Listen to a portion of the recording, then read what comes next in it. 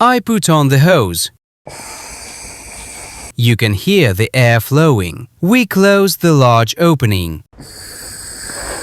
Hello everyone! It's finally time to work on the crankcase ventilation system on my Audi A6 C5 2.4 gasoline. Let me remind you that this crankcase ventilation system is needed to send the gases that break into the crankcase from the combustion chambers back into the intake. This system is installed on almost all cars, but on German cars it has become a real headache for drivers. Because if the PCV system doesn't handle its functions, the increased pressure in the crankcase will start pressing on the seals and gaskets.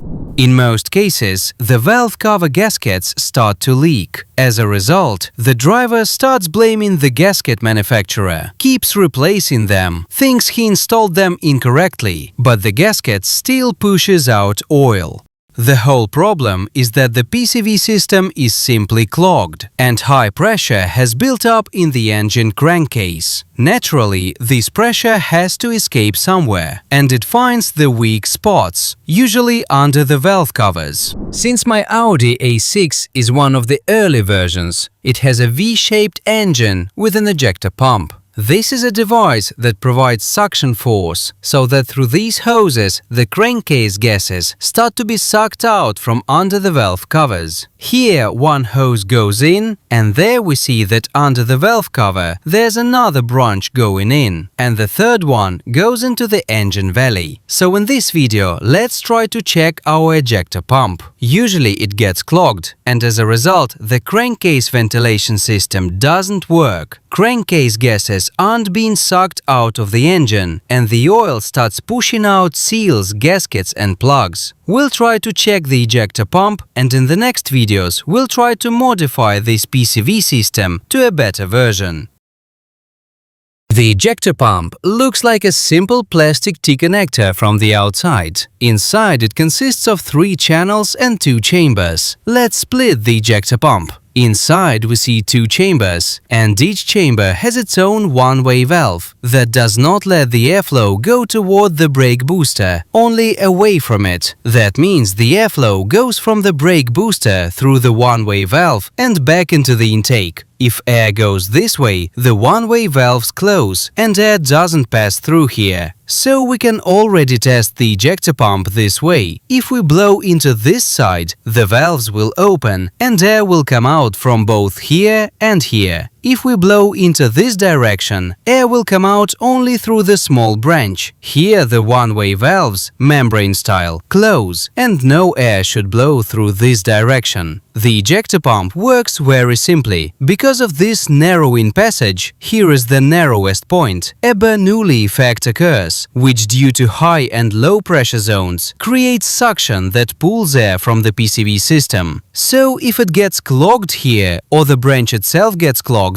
and usually there is a small sleeve inside, these narrow passages stop working and the PCV system no longer creates suction. But thanks to this larger channel, which never clogs, the brake booster will always work. We can check the ejector pump without even removing it from the car. If we disconnect this hose that goes to the PCV system, we should feel, placing a finger on it with the engine running, the finger should get sucked in. If it doesn't, then the branch is clogged or the channel itself is blocked. After that, we can remove the ejector pump and check how the one-way valves work. Maybe the membranes are torn. Alright, let's begin. You've been knocked down and got up again. In a corner, you're surrounded, no defenders. You've hid your fury and kept it in. But it's time now, you ignite and turn to embers. To get to the ejector pump itself, I had to remove the bracket with the vacuum valves. I moved it slightly aside by loosening the clamp on the ejector pump branch. Now we start the car, and while it's running, we'll try to pull off the hose and see if the pump is working. So I started the car, and now we pull off the hose. we can see that the ejector pump is working. There's even some emulsion on it. That means it is sucking gases. The finger gets sucked, so the branch is not clogged. That's good. Out of curiosity, we'll remove the PCV ventilation hose from one of the valve covers and check the suction there. Honestly, it's very weak. Let's try revving the engine. Will the suction increase?